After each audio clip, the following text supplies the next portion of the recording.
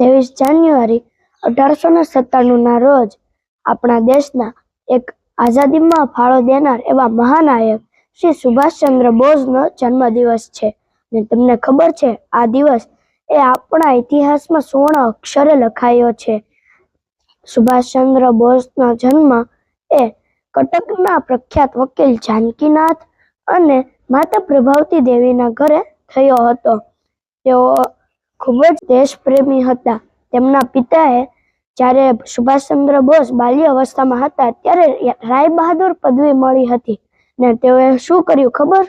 નહીં, તે પદવીને સ્વીકારી નહીં, કારણ કે તે વખતે અંગ્રેજોએ આપણને દમન ચક્રમાં ભરી રાખ્યા હતા.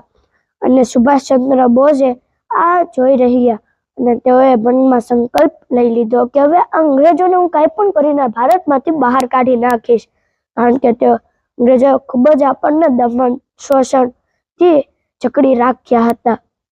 સમય વીતતો ગયો અને સુભાષચંદ્ર બોઝ મોટા થતા ગયા. તેમણે ICSની એક્ઝામ દીધી અને તેઓ તેમાં ઉત્તીર્ણ થયા, પરંતુ તેઓ અહીં ઊભા રહેવાના હતા નહીં. તે ICS માંથી પણ રાજીનામું દઈ દીધું અને પછી હવે તેઓ ઈસવીસન 1927માં તેઓ કોંગ્રેસના મહાસચિવ બન્યા અને તેઓ ઈસવીસન 1938ના રોજ કોંગ્રેસના રાષ્ટ્રીય અધ્યક્ષ તરીકે ચૂંટાયા. તેઓએ કહ્યું કે મારી ઈચ્છા છે કે આપણે ગાંધીજીના નેતૃત્વ હેઠળ જ આ સ્વાધીનતાની લડાઈ લડીશું. આપણી લડાઈ માત્ર બ્રિટિશ સામ્રાજ્યવાદ સાથે નથી, આપણી લડાઈ એ વિશ્વ સામ્રાજ્યવાદ સાથે પણ છે.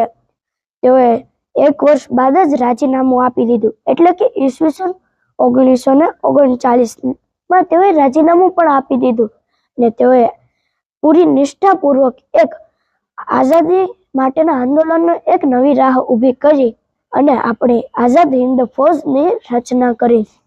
તેના 4 સાલ બાદ એટલે કે ઈસવીસન 1943ના રોજ તેઓએ એશિયામાં રહેતા વિવિધ ભારતીયોને ભેગા કરીને અસ્થાયી સ્વતંત્ર ભારત સરકારની રચના કરી. તેના 1 સાલ બાદ એટલે કે ઈસવીસન 1944ના રોજ તેઓએ રંગૂનના જ્યુબિલી હોલમાં બધાને ભેગા કર્યા અને અત્યંત માર્મિક ભાષણ આપતા કહ્યું, આપણી આઝાદી તો નિશ્ચિત જ છે, આપણી આઝાદી તો નિશ્ચિત જ છે, પરંતુ આઝાદી બલિદાન માગે છે, આઝાદી બલિદાન માગે છે. પછી એક એવું સૂત્ર બોલે છે કે જે માત્ર ભારતના જ ઇતિહાસમાં સુવર્ણ અક્ષરે નથી લખાયું, વિશ્વના સુવર્ણ અક્ષરે લખાયું છે.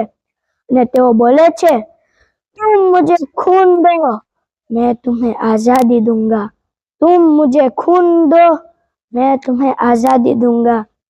અને 1 સાલ બાદ એટલે કે 16 ઓગસ્ટ 1945માં તેઓ ટોક્યો જતા ટાઇહોકો હવાઈ મથક ઉપરથી નેતાજીનું વિમાન ઉડાન ભરી રહ્યું હતું, પરંતુ તે વિમાન દુર્ઘટનાગ્રસ્ત થઈ ગયું અને આપણા નેતાજી એ ભારત માતાને વહાલા થઈ ગયા.